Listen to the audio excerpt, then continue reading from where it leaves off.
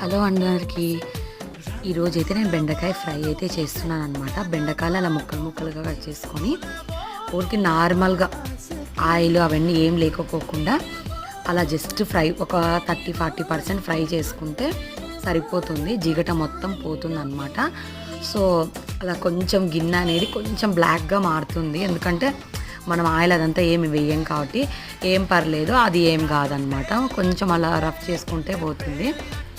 So అలా వల్ల ఉల్లిపాయలు వేసుకొని ఆయిల్ వేసుకొని అలా ఫ్రై చేసుకొని మొత్తంగా కలిపి అది కొబ్బరి ఎల్లిగడ్డ అంటే ఎల్లిపాయ అనమాట, వెల్లుల్లిపాయ అంటారు కదా. సో అది కొంచెం ఉప్పు కారం వేసేసుకొని అలా ఫ్రై చేసుకున్నాక మొత్తాన్ని కలిపేసుకుంటే సింపుల్గా టేస్టీగా చాలా బాగుంటుంది అనమాట.